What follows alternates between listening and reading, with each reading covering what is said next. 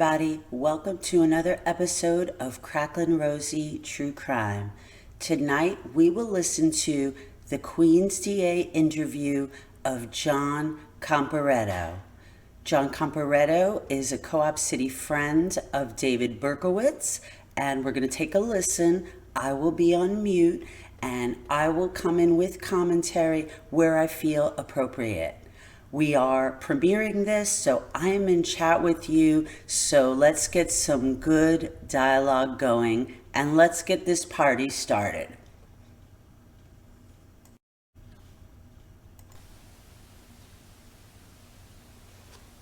About 3 hours last night. Okay. Put together a picture of David. Okay. Going back to when you first met him until the last time you saw him, your impressions of him, what kind of guy he was, what he did, who he hung around with, and so on. Okay, well, I met him in 1970. Right. Okay? That's when I moved to Co-op City. Mm-hmm. Type of guy he was, there's nothing wrong with him. He was normal, okay? He couldn't wait to get out of school, he was in high school. He was part of a volunteer fire department we had in Co-op City. Yeah. Quiet guy, but, had a good time with the guys and everything. There were a bunch of us who were pretty close friends. Who was in that group? Okay, it was pretty much, let's see, Dave, Lenny Dapolito, myself, Jeff Hartenberg, Herbie Trepper, Eddie Snedeker. What am I forgetting? Me, Eddie, Lenny, Dave, Jeff, and Herbie. I think there was pretty much 6 of us. Mm-hmm. We were pretty good. We had this volunteer fire department in Co-op City. I was still in high school, that was my last year.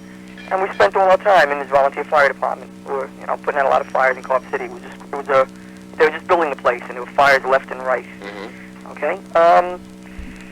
He was a quiet guy.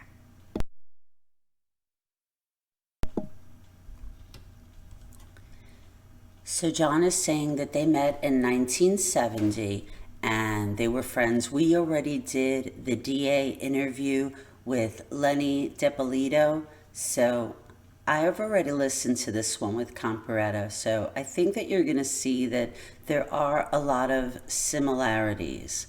So he didn't know David all that long before he went into the military, but they did hang out a lot together, and he said they were in the auxiliary together. He was a nice guy. Right off the bat, he kind of came off with, there's nothing wrong with him. There was nothing wrong with him. So again, we're going back to the friends just didn't see anything dark anyway. They thought he was awkward. We'll hear when he comes back from the military what they thought. But you didn't hear of any weirdness or darkness or cult type things. But anyway, let's carry on.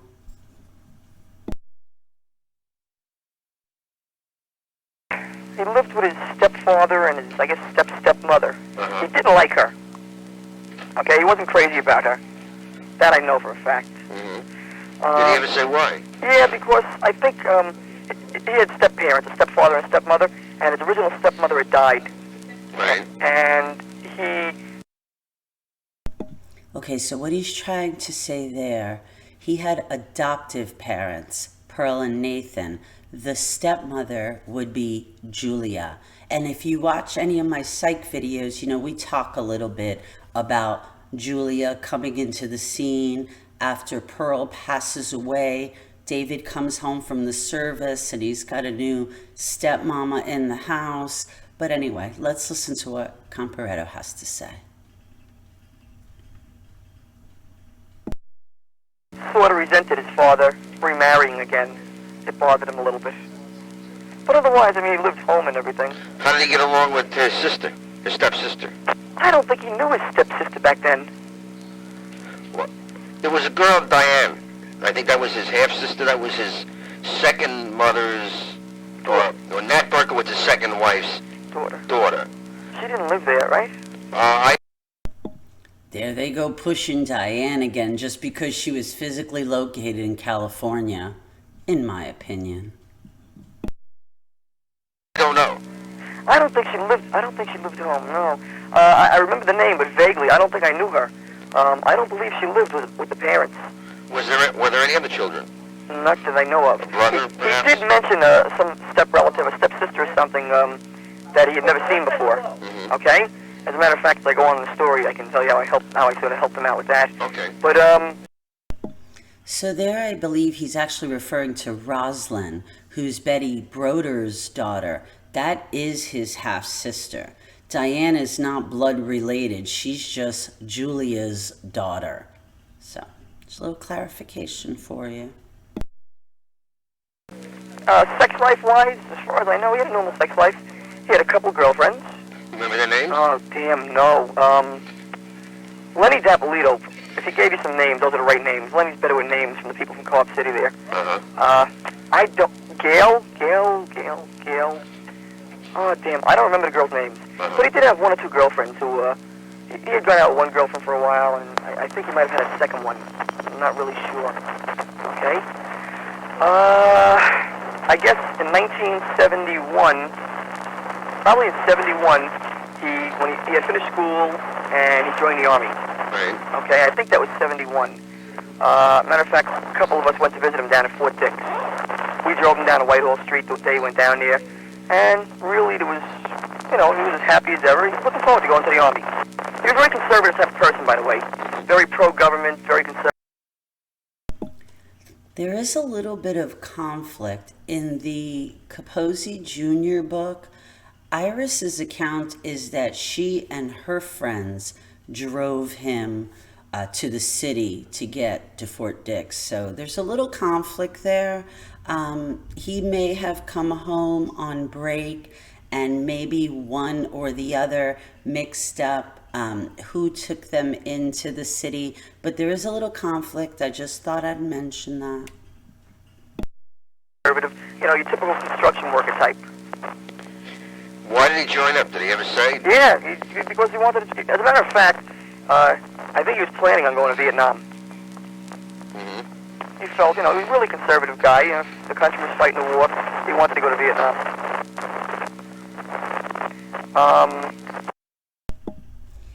Sorry, just a little fun tidbit. In the Abramson book, he told Abramson that one of the biggest reasons he joined the Army was to get laid. So, he had a few girlfriends. I don't know what kind of action he got in Co-op City, but he told Abramson that one of the reasons he went into the Army was for sex. We went to visit him down at Fort Dix when he was in basic training. I probably saw him about once more during that time, and then he went to Korea. They stationed him out in Korea. Well, during that time in Korea, I probably got about a dozen letters from him. So did most of the other guys. And it was that point that I even stopped writing him. He became a totally changed person in Korea. Let me ask you, did you ever save any of those letters? I didn't know. I did not. I used to throw him out. When you say he was a totally changed guy, in what way? Well, just from his letters. It started out, he was telling us how, terrible it was out there. Just letters saying it was really lousy, it was cold, it was warm, whatever it was. Then he went on to telling us he was into all kinds of drugs. Did he mention what kind of drugs? Yeah, well, he started out with pot. He started doing a lot of acid. I don't know what else. I don't recall anything else he said. I do remember pot and acid being very predominant in his letters. Mm-hmm. Okay? Then the letters got a little worse. The letters, he said that he had burnt down the MP barracks. Mm-hmm. And he was being court-martialed, but he had a good lawyer, he'd probably beat it. Okay? And then he became a Jesus freak. All his letters he started preaching. So there's an oral account of the burning down the barracks. We talked about this in another video. And my take on that, did it happen? I don't know. I don't have his official military records, but who was David? He ranks nothing in the military, that he would do something like that and get away with it. I find that hard to believe, but here's an oral account of it. So I know we kind of have it on our timeline that it may have happened. But anyway, just thought I'd throw my 2 cents in. I love the way Comparetto says acid, pot and acid. Jesus started, letters that I wouldn't recognize Dave's writing. It wasn't even him almost. Mm-hmm. He really changed. from a total conservative, and now, everything was anti-America, anti-this. He hated the Army, he hated the country, he hated everybody. It was really noticeable in his letters. Typical duality of Berkowitz.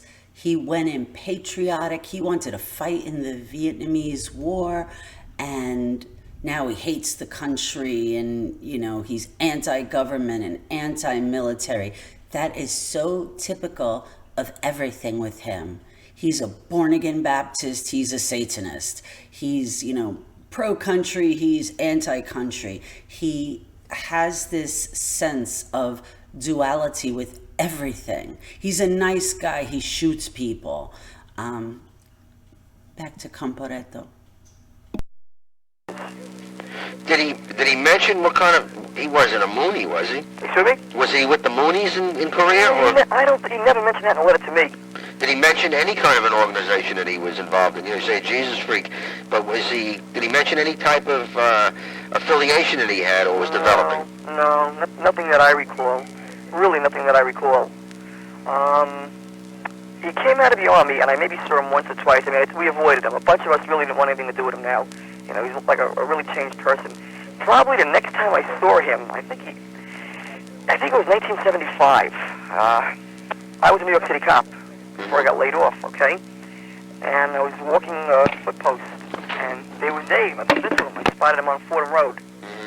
And he was happy as hell to see me, and how you doing? And we went to lunch. No, matter of fact, the first time I saw him, we didn't go to lunch. We talked for a little while. It was probably 1974. Let me take that back. It was in 1974 I saw him. And we bullshitted for a while, and I could see his head was totally crazy. Now, his irony, he wanted me to come over to his apartment. And I did. I came over, he wanted to show me his apartment. Where did he live at that time? At that time, he lived off Leidig Avenue, or on Leidig Avenue, in the Bronx. Was that Barnes Avenue? Yeah, that's where Barnes. If Barnes is right off... Jimmy, hold on. Is Barnes Avenue off Leidig Avenue? That's that familiar? In the 4-7? Yeah, it probably was Barnes Avenue. Yeah. He lived, third or fourth floor apartment or something. I went up to his apartment, and he was really... I didn't even like talking to him. There was definitely something wrong with him. And he was complaining about the damn dogs upstairs, if that makes any sense to you, by the way. He kept complaining about a neighbor's dog upstairs. And this is in the Bronx. Has nothing to do with, anything else that happened. Can you describe what his apartment was like? No idea. Did he have furniture? Yeah, there were, pieces of furniture. There was nothing, abstract, nothing weird. There were no posters or, in other words, no devil worship type of thing. Did he have a lot of stereo equipment? Yes. I do remember a stereo. What kind? I don't know. Some guys are into that stuff. I'm not. Oh, was it just like one piece, a record player, or was there a reel-to-reel recorder, or a cassette recorder, that kind of stuff? I don't remember exactly, but there were several pieces. It was a nice stereo setup he had. He did have a nice stereo setup. The next time he called me once or twice. As a matter of fact, I talked to him on the phone a time after that, and I'll tell you what the circumstances were. One of my friends who had worked with the fire department, who knew Dave, spotted him a couple times at fires. And then they found out that the fire marshals were doing an investigation on him. So they called me up. This friend of mine called me. I said, John, what the hell's with Dave? I think maybe he's starting a million fires or something. So I said, well, I don't know. He said, look, why don't you call him, see if you can get something out of him? So I called him, and I probably hadn't talked to him in 9 months or a year. So I called him down in the Bronx, and I started talking to him, and right away he got suspicious. He said, okay, John, why are you calling me? So I told him the truth. I said, I'll tell you. I said, I got a call from the fire marshals. I said, they're breaking my balls. Some friends of yours, they found out, we were in the fire department together in the Co-op City, and you've been seen at a dozen fires. So some of you may have seen this interview. He's talking about Jim Fay. 74. First he said 75, then he said 74. Now Berk came out of the military June of 74. So if he saw him shortly after that, that makes sense. He says to me, oh yeah, he says, I got the, scanner going. He says, I've been buffing fires. I've been, anytime in the area, I take a ride to the fires. So that was his answer to that. I said, well, you better be cool. You better watch it. And he said, oh no, he said, I'm not doing anything. So that was his answer. Let me ask you, going back to when you had that fire patrol at Co-op City. Yep. If you think back now in retrospect, were there any occasions where he got to the fire first? Probably were. I We all took our turns doing that. I mean, it used to be like a joke sometimes. There probably were. I could never say there was anything suspicious about them, though, because each and every one of us probably did the same thing. You know, we'd be the first one there before the alarm even went out to the fire department. And I lived on the 14th floor. If I looked down and saw a fire, I'd call the fire department, and then I'd already be there before they even got the alarm. I'm sure there were occasions. As a matter of fact, I don't know if Lenny mentioned it, we had an office down here that burnt down. Somebody burnt down our fire department office. And we were positive it was an inside job. We just never knew which one of our friends didn't like us. But did you ever have any suspicion it could have been Dave? No, really didn't, because he was, you know, he wasn't the wild. I mean, you know, a bunch of us were wild. You know, we had good times and everything. Dave was a quiet guy. We never really had a suspicion it would be Dave. Never had a suspicion. Now, after you spoke to him about He was the quiet guy because he lived inside his head, but inside his head there were bombs going off. Marshals. Yep. When was the next time Okay, I saw him once more. He bumped into me on Fordham Road. I was on a footpost, and I went to lunch with him, okay? And I'm sitting with him, and I said, Dave, how you doing? And he says, you know, I'm okay. He says, I straightened my head out, you know. He said, everything's going to be okay. He said, I'm studying to be a fireman. I want to take the police in the fire test. I said, it's really good. He sounded almost normal, okay? And we're talking, and then he just started, gazing at me, and he says, yeah. He said, I had a long talk with God last night, and he told me this, and he told me that, and he told me this. I said, yeah, okay, Dave, you know, and I just let him keep talking. He asked me to do him a favor. He asked me to try and track down his stepsister. He gave me her name, and he knew her date of birth, okay? I ran it on the licensed computers, on the motor vehicle computers for him, and I did track her down to Forest Hills, Queens, I think. That was his natural sister. I guess so. I believe that was his natural sister, yeah. Right. And I gave him the information, and that was probably, I think that was the last time I spoke to him or anything to do with him. Where was he living at? Was he still living in the Bronx at that time? Yeah, that was 1975, and he still had his apartment, I guess, on Barnes Avenue. Had he given you a name, or how did you go about checking it out on the computer? Yeah, he gave me her name. In other words, he had located her name and her date of birth, I guess. He had come up with her name and her date of birth. And you ran it through MV? Yeah. Now, did you ever socialize with Dave before the Army? Socialize? Well, yeah, we were teenagers, you know, socialize. Go out on dates, you mean? Yeah. No, I didn't really. I was a, you know, gung-ho cop, fireman buff type of thing. He was a fireman buff. At the time, we had joined an auxiliary police unit. Dave had joined. We had joined the 45th Precinct Auxiliary Police Rescue Unit, and Dave got pretty active with that. And then I had transferred with another couple of my friends to the 5-2, and Dave didn't. And Dave got a little less active with it. And so I spent a lot of my time with the 5-2 Rescue Unit, and we really didn't go out on dates a lot. A bunch of us who went out, I'd say more myself, Lenny Dippolito, Jeff Rottenberg, you know, on several occasions we went out. We went away together. Dave went camping with us a couple times. I guess also around that time, I had fell in love, and I started not hanging around with the guys, you know? I started going out with my girlfriend all the time, and that was probably, that was around, let's see, I met my wife beginning of 71. So I really started, I started, you know, not socializing with the guys as much around 71, just prior to Dave going to the Army. Now, when you used to go out, did Dave drink at all? Gee, if he did, I don't remember ever seeing Dave drunk. How about a temper? Did he have a temper? Did he have a temper? I'll tell you, I don't ever recall him really losing his temper. He was a strong guy. He was, you know, he was built like a bull, Dave. Was he into weightlifting or anything like that? Yeah, he always had a set of weights home. He wasn't a muscle builder, but he always had a set of weights in his room. And I'm sure, you know, he lifted them once in a while. We used to talk, because I used to lift weights, and, you know, we'd talk about it once in a while. I never saw him lose his temper, go crazy or anything like that. I never really saw him in a fight, never got into a fight. So I can't really say he had a bad temper. You know, if he did, he controlled it anyway. He didn't display it. But as best you can recall, you never double dated with him? No, never did. Never went on a date with him. No. Now, See, I find that strange. If they were pretty tight, all right, maybe they never went out on a date, but they never hung out and hooked up with girls. He said earlier in the interview that he had maybe two girlfriends, so those are the Co-op City ones. I'm sure he's referring to Iris. And then I believe that Lenny said Ellen, the one was blonde. I think Ellen was blonde and Iris was dark-haired. But you don't find that strange, high school and teenage boys not hooking up with girls together? I mean, I just find that incredibly strange. I find that telling that maybe Berkowitz did have a severe problem with the ladies. Maybe when he was still younger, he had his little baby crushes and his girlfriends.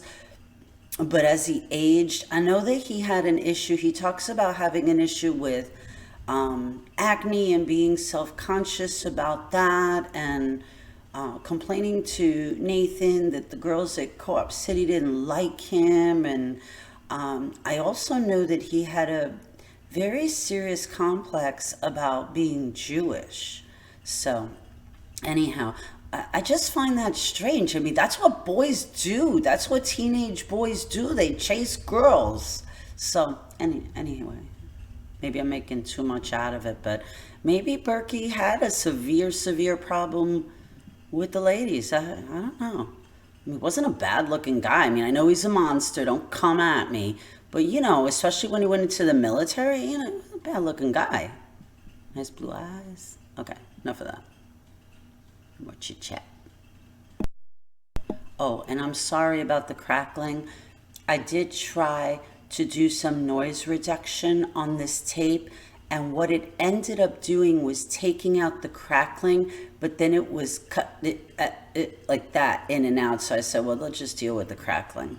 All right, Crackling Rosie, we're back. When was the last time that you can recall you saw him? Approximate date? I think it was several months prior to me getting laid off. So it was like early 1975. Okay.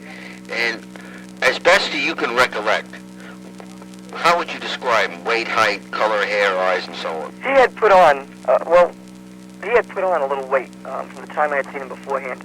I guess I had seen him when he came out of the Army, and then maybe that once more. He had put on weight. He had looked like he used to look, okay? He had looked like I remembered him pretty much in Co-op City. He was a little heavier in Co-op City. When he went to the Army, he had lost weight. He had gotten into nice shape. When I saw him in 1975, he had put on weight. He wasn't heavy, but he was built big. He was husky. What would you say he weighed? Oh, damn. How tall was he? I don't remember his height. Do you have his height offhand? I guess 5'9". 5'9"? Yeah. He must have been 190. Mm-hmm. Maybe a little bit more. I don't remember. Maybe a little bit more. How would you describe his hair? Short. He had short hair. And what color? Damn. I'm supposed to be a detective, too. This is good. I don't remember. He had dark hair. He didn't have light hair. Dark hair? Yeah. Oh, was it straight or curly? Dave's hair was always a little bit curly. You ever recall him wearing a part in his hair? Yeah. Yeah, Dave part.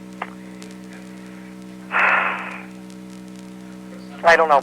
I believe he had a part in his hair. But you're not sure? No, not sure. Did you ever recall him wearing a blonde wig? Excuse me, Jimmy. I'll be over there in 2 minutes. I got grand jury. Now, as far as were you ever to his apartment? Not his apartment by himself, with his folks, where he lived with Nat and Julia. Was he in there? Yeah. Yeah. Yeah. Or were you in his room? Oh, yeah, a lot. Very often. What kind of room was it? Was it neat, messy, Messy? clothes laying around? Yeah, quite often. Any pictures on the walls? Not that I recall. Now, these times that you were in his room, was that before or after the service? No, not before. Were you ever in his room up there after the service? No. Once he went into service, that was probably the last time I was in the room. Matter of fact, he borrowed a jacket. He borrowed a nice, expensive leather jacket from me one time, just before he went into service. I never got it back. And I had asked him what had happened to it, and he said that he thinks his father gave it away. His father got rid of a lot of his clothes. Mm-hmm. So no, I don't think I was ever in his room in the Bronx after he went to service. After he got back to the service, did you guys ever get together again? No. You mean us guys, the crew and everything? Yeah. No, not with me. I know he used to go over Lenny's house. I think he had liked talking to Lenny's sister. Mm-hmm. And I know he was over there, I don't know how many occasions, okay? Probably Jeff was there on a couple of the occasions. We never got together as a group. Not with me, anyway. I had moved. I had lived in Rockland County after 1972. Uh-huh. So, plus I got married. So, when did I get married? I got married in 74. I guess he came out of service around that time, just prior to that time. And I really didn't get together with him and the guys. Going back to the time that you were with him in the 4-5 in Auxiliary, Mm-hmm. did you know a guy named O'Shaughnessy Yeah, Pat O'Shaughnessy. at the 4-5? Yes. Was he friendly with Dave? Not to my knowledge. No. Lenny called my house last night. I wasn't home. I was working. I worked late last night. And my wife gave me a message that apparently you're striving towards Howie Weiss and Pat O'Shaughnessy. Well, it's their names that have come up. Really? And it's just that their names have come up because of their association with David. That's basically it. Okay. I was very good friends with Howie Weiss. Mm-hmm. Again, prior to 1971. Okay. From during 1970. Let's see. I was 17. I guess from 1970 to almost 1972, Howie and I were very close friends, okay? Mm-hmm. And I never knew anything was wrong with him, by the way. He had a very beautiful girlfriend, as a matter of fact. Mm-hmm. Howie was not friends with Dave Berkowitz. As a matter of fact, when a bunch of us had transferred, we had transferred because we met Howie in a training school. He was an auxiliary police lieutenant, okay? And we liked the way they operated in the 5-2. So a bunch of us transferred over to the 5-2 from the 4-5. Mm-hmm. And Dave wasn't one of them. And Dave really had no interest in transferring. He really didn't care. To my knowledge, I don't even know if Pat O'Shaughnessy knew Dave Berkowitz. As far as Pat goes, Howie knew him. I don't believe they were friends. And like I said, for a couple of year period while I was involved with the auxiliary rescue, until Howie and I had a little argument one time, and we sort of broke off our friendship, not our friendship, but being close friends. And I don't think he knew, if he knew Dave, he knew his name, and he knew him from training him in a couple classes. I think that's as far as it went, because I don't think his name ever came up again. You know how he was killed? Yes, I know that. I know that. What kind of guy was O'Shaughnessy? O'Shaughnessy was a nut. Okay? Mm-hmm. Give you an example of O'Shaughnessy. Gung-ho, super, he thought he was Batman and Robin type of cop and everything. He worked for the New York Telephone Company. Just to give you an example of something, the type of person O'Shaughnessy was. He walked in to install a phone one time into a store, and as he was walking in, a gunman knocked him down, running out of the store. O'Shaughnessy ran after the guy. The guy turned around and fired 3 shots at O'Shaughnessy, and the gun clicked each time and did not go off. Now, anybody with a brain tells himself, well, somebody's looking over me, and it's time to duck under a car and hide. And O'Shaughnessy did, for about 10 seconds. He then got up and ran after the guy again. This time the guy turned around and shot him in the leg. So, I don't know if that's a good or bad point about O'Shaughnessy. When it comes to common sense, what other type of guy was O'Shaughnessy? I never socialized with him, okay?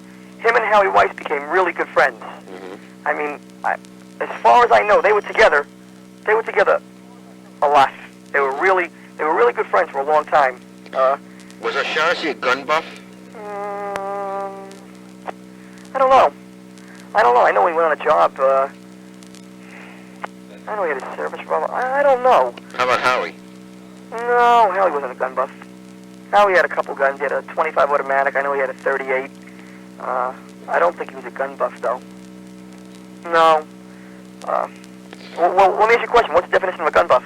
A guy who has a carry permit, has a couple of guns around the house. He was more of a cop buff than a gun buff, okay? Mm-hmm. I wouldn't call him a gun buff, though. How about David? How did he feel about guns? I don't know if he went hunting. I think he was in the Army when I go hunting and everything. Mm-hmm. I knew a lot about guns. I'm a gun buff, okay? Mm-hmm. I mean, I knew a lot about guns. I've been hunting since I'm 14. I'm a gun dealer also. I don't know. I don't think it was nothing that struck in my mind if he was a gun buff. You know, I mean, now there's certain people, you know, certain cops, I know, certain gun buffs. We talk about different guns, new guns that came out, this and that. I don't think I've really talked about that with Dave. I couldn't classify him as a gun buff. Let me ask you this: when you saw the pictures in the paper, Son of Sam, when they were looking for him, did you ever think it was David? No. The first couple composites didn't look anything like him. If you know, I've looked back at that, as a matter of fact. The night they locked him up, they locked Dave up, I guess, on midnight or 1 o'clock in the morning one night. I got a phone call 3 minutes later, because a friend of mine was down there. And when they saw it was him, they knew we had been friends and everything. And, you know, they said to me, John, they got Son of Sam. I said, great. I said, what, are you fucking crazy? Calling me up 2 o'clock in the morning to tell me that? You know, so what? They said, John, it's one of the guys. Now, believe me, I'm trying to picture one of the guys. And I figured it had to be one of, you know, 6 or 7 of my friends and everything, but who? Had no idea. And Dave was probably the last thought in my mind, because the last time I had seen him, he was a Jesus freak. I mean, he was preaching God. So to me, Jesus freaks don't usually go around, you know, blowing away people. And when they... Unless you live in this duality situation, so yeah, they're trying to push the O'Shaughnessy and Howie Weiss, and I mean, he said he didn't even think he really knew them. He knew Howie knew of David, but they weren't close, and described, you know, what a wild guy Patrick O'Shaughnessy was, but he's not linking him with David. So let's see if he talks about his gun. Told me Dave, and I was shit. And then I said to myself, God damn, you know, it would have been nice to make that collar. How come I didn't spot it from the composites? And I went back and looked at a couple of composites. And to me, the first composite or two didn't look anything like him. One of the composites, one of the last ones that had come out, I think, really looked like him a lot. But the first composite or two didn't look like him. Thinking back now, is there anything that you can think of about David which would say to you, gee, you know, it could have been him?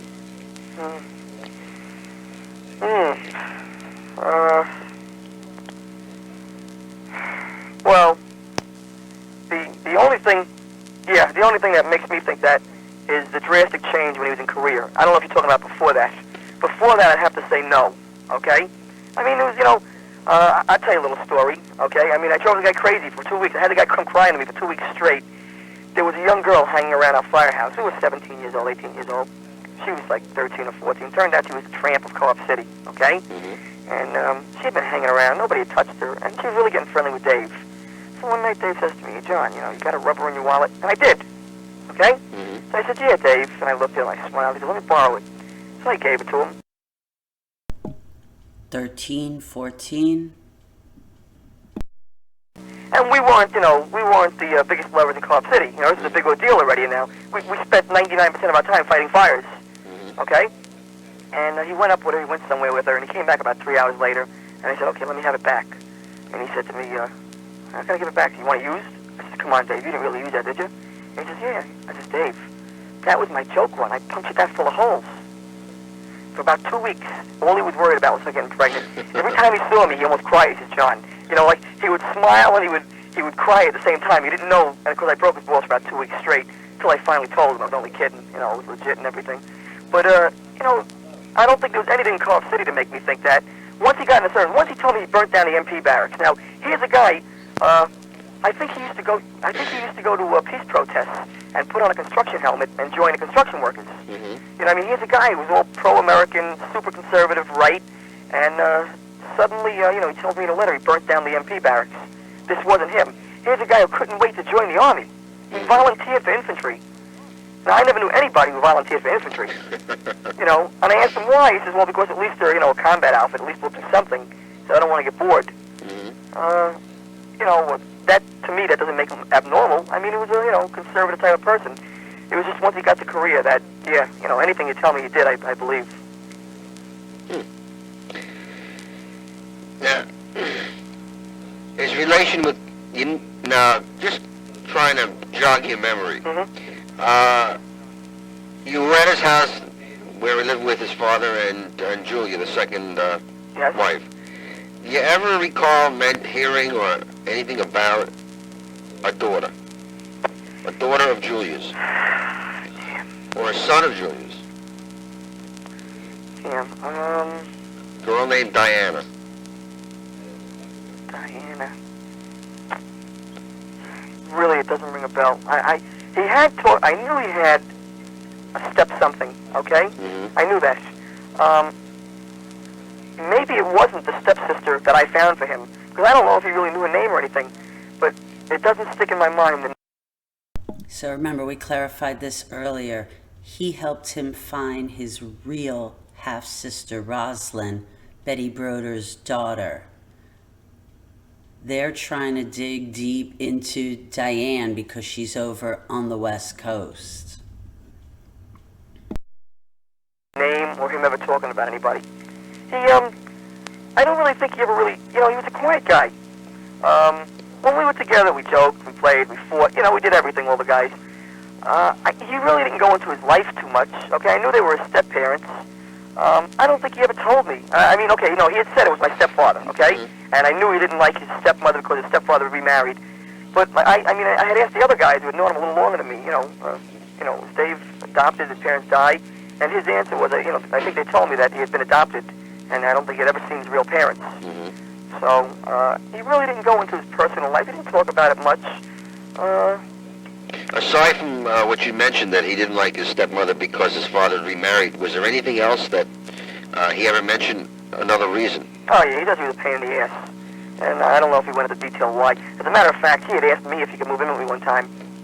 He had asked me that, and I said, look, my parents, we just left the projects. We got 3 bedrooms finally. We got 3 kids. And I told him, my parents aren't going to let anybody move in. Did he say why? Yeah, because he couldn't stand his stepmother. He couldn't stand going home. He really didn't like her. Did he ever say, what it was? I don't. What it was that he was so devastated when Pearl died, and now he's got, he wants his father, I'm sure, to be happy, but at his age, who the hell wants to deal with a new stepmother? Why didn't he like her? It was weird for him. He I don't know why they're like digging on that. Like Julia was planted or something. He didn't like her. Let's carry on. No, he didn't. I don't think he didn't call her mom. Okay, he called her by her name or whatever. I don't know. How'd she treat him? Well, he was the only kid in the house. Yeah, but I think I was, in my personal opinion now, thinking back, I think no matter how she treated him, he still would have disliked her. Okay? In other words, even if she tried to be nice, he'd have something to say. Excuse me one second. Hey, Esther, would you do me a favor? Call over to the grand jury room and find out how much time I have? Thank you. Sorry about that. Whoever answers there, ask for Freiberg. ADA Freiberg. I think no matter what she did, he wouldn't have liked her. That was my opinion. He just resented it. He really resented his father remarrying and marrying her. I don't know, I really think he had his freedom. I don't think she questioned when he came and went. He had his own room. Yeah. I really don't think they really bothered him. I just think he had this resentment to her, or towards her.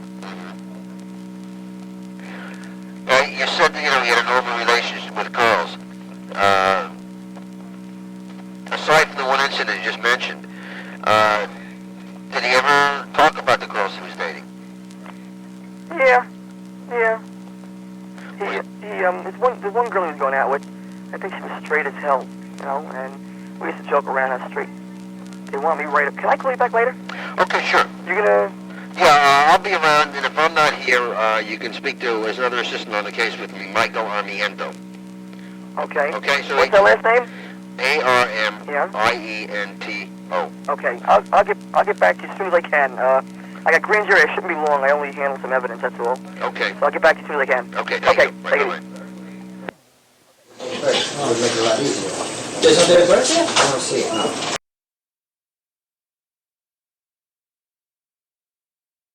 Give him a approximate age. Let me see. The body identification.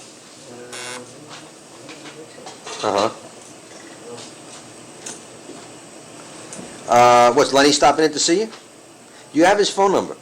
Really? You didn't find anything? Yeah. We just gave it a go.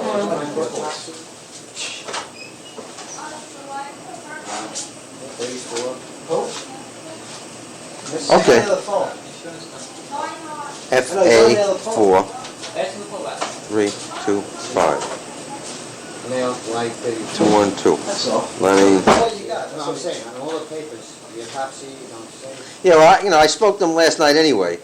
I guess he's meeting with you to discuss what you discussed with me and him.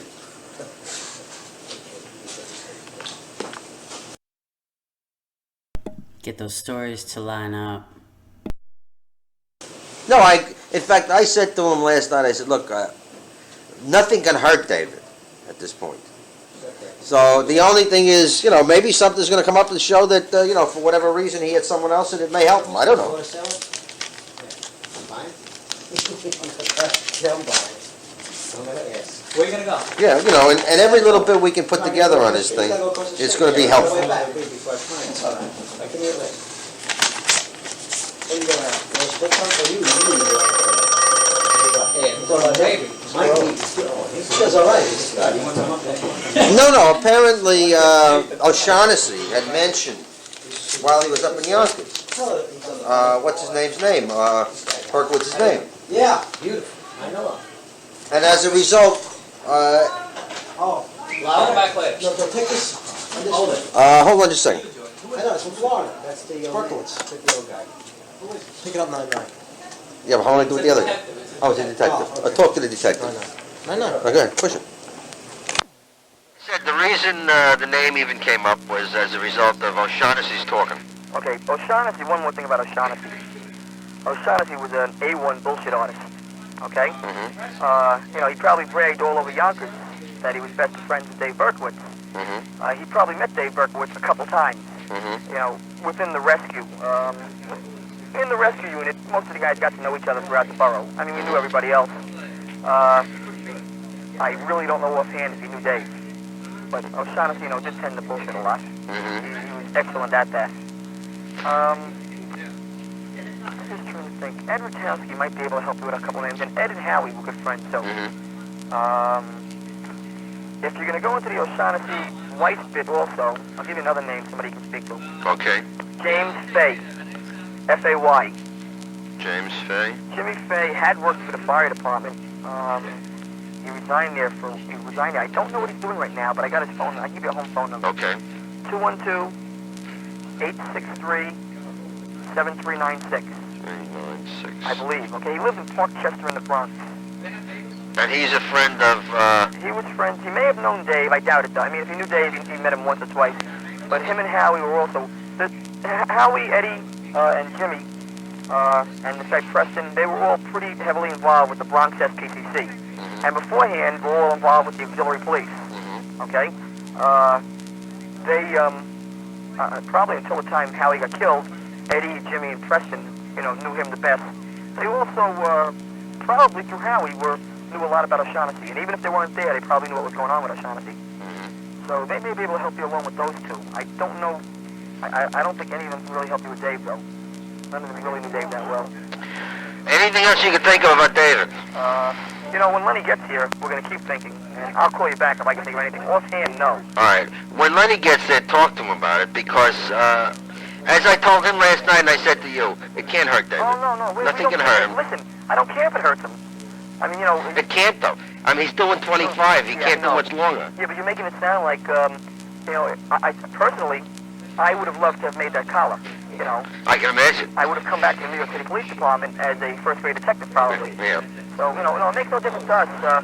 We've helped out in the case as much as we can. As a matter of fact, I'm the one who called the NYPD and told them that Dave Berkowitz was a auxiliary policeman. They didn't know it. I called them a couple days after the case and said, hey, by the way, have any of you guys looked up your own records? And they said, no. And I said, he was an auxiliary policeman. And that's how they found out about that. I called the major case squad, and I called everybody the night of the homicide, not the homicide, of the collar. And I told them anything you want to know. I gave them my home number. The only thing that somebody did leak, which one day I'm going to find out who, somebody gave my home address to the press. And I had TV cameras sitting outside my house for 2 days. And my boss told me to take a walk. It didn't look too good, me being a cop and him being a friend of mine. And how come I didn't recognize the composite, yeah. which to me first couple didn't look anything like him. There was one final composite that really looked like him. Mm-hmm. So, I was given order to disappear for a couple days. So I had to avoid the TV cameras. So, I don't know what else I can tell you. If you come up with anything, I'll call you. All right, John, look, when you speak to Lenny today, have lunch with him, whatever it is, and discuss it with him. If anything comes up, either of you can recall anything, please call me. You got it. Okay. Listen, you got my number at my office, right? Yeah. That's probably the best way to get a hold of me. I'm never home. Okay. I work pretty much steady days. Mm-hmm. And if I'm not if I'm not here, they'll find me. Okay. Okay? Okay. And I'll be talking to you. Thanks a lot. Good luck. Take care. Okay, take it easy. Bye-bye.